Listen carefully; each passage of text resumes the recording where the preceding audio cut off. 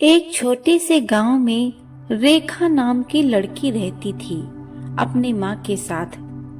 पापा नहीं थे, माँ ने खेतों में काम करके उसे पढ़ाया, अपनी हर जरूरत को बेटी के लिए कुर्बान कर दिया। रेखा हमेशा माँ से कहती, एक दिन जब कमाऊंगी तो तुझे सब दिलाऊंगी माँ, तेरी थकी हथेलियों को अब और मेहनत नहीं करनी पड़ेगी। वक्त गुजरा, रेखा शहर चली गई पढ़ने के लिए। माँ गांव में अकेली रह गई। कई महीने बीते, ना कोई फोन किया, ना चिट्ठी भेजी। पड़ोस की सभी औरतें ताना मारने लगी, जवान लड़की को शहर भेज दिया, भाग गई होगी किसी के साथ, या फिर किसी के साथ शादी कर ली होगी। भुला दिया माँ को उसने। लोग तरह तरह की बातें करते रहे। माँ चुपचाप मुस्कुराती और कहती, बेटियां भुला नहीं सकती, शायद बिजी होगी इसलिए फोन कॉल नहीं करती।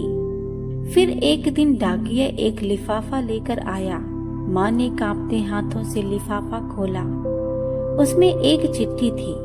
चिट्ठी में लिखा था, माँ, तू सोच रही होगी कि मैं कहाँ गायब हो गई। सच्चाई ये है कि मैं हर दिन तेरे लिए कुछ बड़ा करना चाहती थी। आज मेरी पहली सैलरी आई है और मैंने तुझसे किया हुआ हर वादा निभाया है। उस चिट्ठी के साथ एक बैंक चेक था, पूरे 1 लाख का। नीचे लिखा था, ये मेरी पहली कमाई है माँ, पूरी की पूरी तेरे नाम, क्योंकि जो जीवन तूने मेरे लिए छोड़ा, अब मैं तुझे वो लौटाना चाहती हूँ। माँ की आंखों से आंसू बह निकले। पड़ोस की औरतों को दिखाने के लिए नहीं, बस इस सुकून के लिए कि बेटी का पहला वेतन माँ को मिला।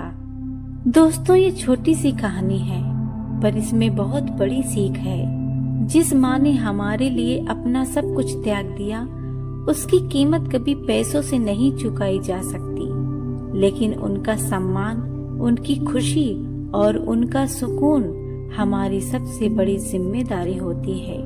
एक बात मैं आखिरी कहना चाहती हूँ, बेटियां कभी माँ को नहीं भूलती, चाहे वो कितना भी अपने जीवन में व्यस्त हो। आपने महसूस किया होगा कि शादी के बाद बेटियां अपनी माँ से और ज्यादा प्रेम करने लगती हैं और हमेशा उनसे कॉल में बातें करके उनकी हाल चाल लेती रहती हैं। और उसी जगह बेटों की शादी होने के बाद अपनी बीवियों के साथ खुश रहने लगते हैं और माँ को भूल जाते हैं। अगर ये कहानी आपको अच्छी लगी हो तो लाइक जरूर करें। धन्यवाद।